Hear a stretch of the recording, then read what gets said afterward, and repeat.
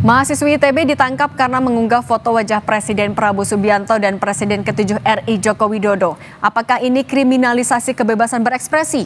Kami akan bahas bersama Wakil Ketua Umum Relawan Projo, Freddy Alex Damanik, dan Direktur Amnesty International Indonesia, Usman Hamid. Selamat petang semuanya.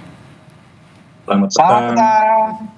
Mas Usman, kalau dari mahasiswa mengkritisi soal penangkapan, itu salah satu yang dicermati. Kalau dari Amnesty International, apa yang Anda cermati?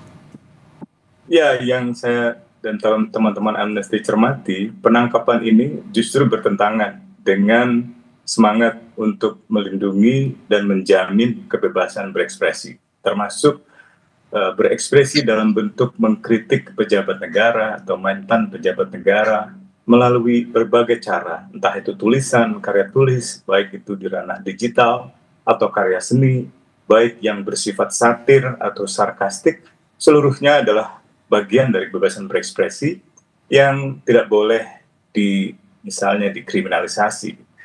Karena itu kami mendesak agar jajaran kepolisian, khususnya Bareskrim Polri, untuk segera membebaskan mahasiswi tersebut, segera dan tanpa syarat. Kalau dari Bung Freddy, sebenarnya bagaimana sikap dari Projo melihat adanya penangkapan seorang mahasiswa yang mengkritisi pemerintah lewat meme? Ya, terima kasih. Jadi kami melihat, seperti saya sepakat dengan Bung Usman tadi, kebebasan ekspresi dijamin dan dilindungi oleh Undang-Undang Dasar kita. Tetapi jangan lupa Undang-Undang Dasar kita juga memberi memberi batasan, dan itu juga dijamin bahwa kebebasan berekspresi, kebebasan menyatakan pendapat itu dibatasi oleh hak orang lain juga, ya. Jadi di dalam hal ini siapapun, ya, warga negara bebas berekspresi, tapi dia tidak boleh, ya, melanggar hak orang lain, tidak boleh menyerang kehormatan orang lain, tidak boleh merendahkan orang lain, tidak boleh memfitnah orang lain, tidak boleh merusak martabat orang lain. Jadi kalau bicara kasus ini, jujur saya sebetulnya sepakat polisi ataupun penyelidik dalam hal ini melakukan RJ saja, restoratif justice, terhadap kasus ini, karena ya ini pertama adik mahasiswa, saya sepakat tadi tentang berekspresi, ya, mungkin jiwa muda pengen berekspresi, saya sepakat.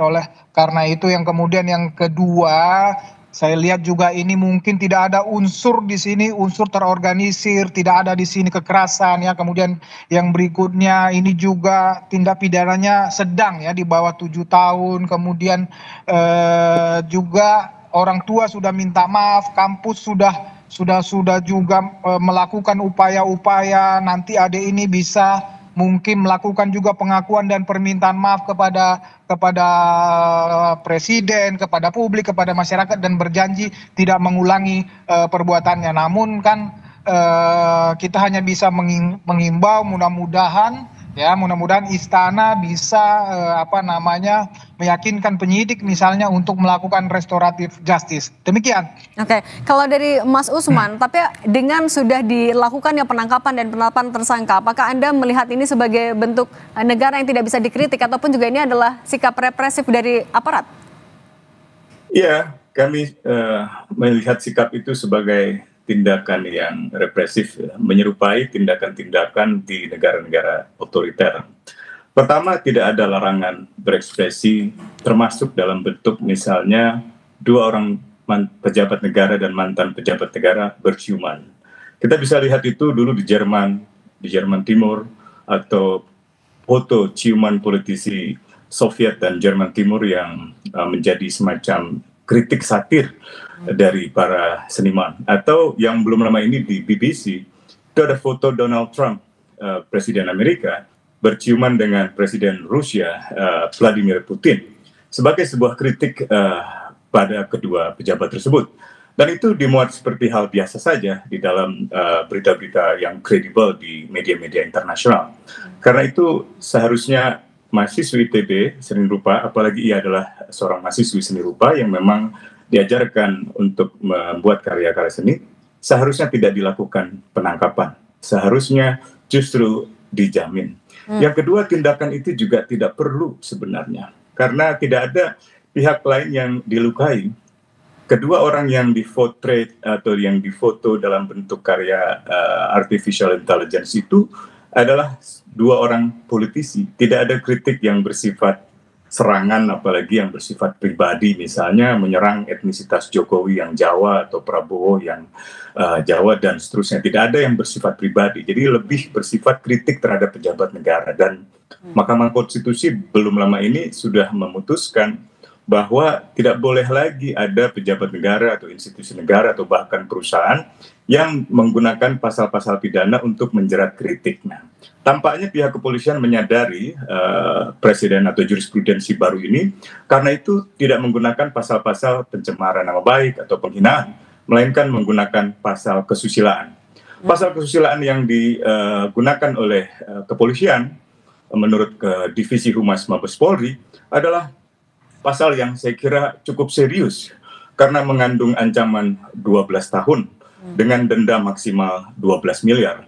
Artinya bukan saja polisi melanggar atau berbuat eksesif terhadap perbuatan yang bukan atau tidak dilarang oleh hukum, bukan saja tindakan itu tidak perlu, tapi tindakan itu juga tidak proporsional gitu, karena mengandung ancaman 12 tahun penjara dan ancaman perdata atau ganti rugi sebesar 12 miliar. Oke, Bung Dan Freddy, yang terakhir saya kira itu juga tidak bisa dipertanggungjawabkan karena kepolisian seperti mencari-cari pasal, mencari-cari alasan untuk bisa menunjukkan bahwa mahasiswi seni rupa ITB tersebut adalah orang yang telah melakukan tindakan pidana itu. Jadi saya kira sekali lagi ini adalah bagian dari kebebasan berekspresi, dan Amnesty mencatat sejak 2019 sampai 2024 atau 5 tahun terakhir itu ada sekitar 530 kasus kriminalisasi atas kebebasan berekspresi dengan menggunakan undang-undang ITE. Oke, Mas Usman, kita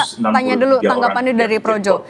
Kalau Bung Freddy, tapi Anda juga melihat meme itu sebagai sebuah kritik satir dari seorang mahasiswa atau justru pelecehan kepada kepala negara?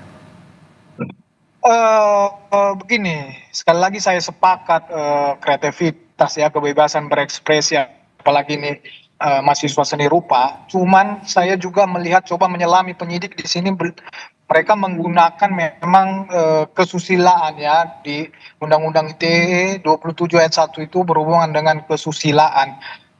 Tadi Bung Usman mencontohkan di negara-negara barat, di negara di Amerika, tapi berbeda ya budaya kebiasaan kita di Indonesia ini dalam menyikapi tindak pidana kesusilaan itu sepertinya berbeda ya, sehingga penyidik ataupun polisi dalam hal ini menganggap itu tidak layak, tidak pantas, dan memang ini bukan delik aduan, ini delik biasa, sehingga penyidik langsung melakukan upaya-upaya penangkapan, katakanlah seperti itu. Tetapi sekali lagi saya sepakat agar proses ini dilakukan restoratif justice seperti yang saya uraikan tadi di depan. Demikian. Oke, Bung Freddy Alex Damanik dan Mas Usman Hamid, terima kasih sudah berbagi bersama kami. Sehat selalu semuanya.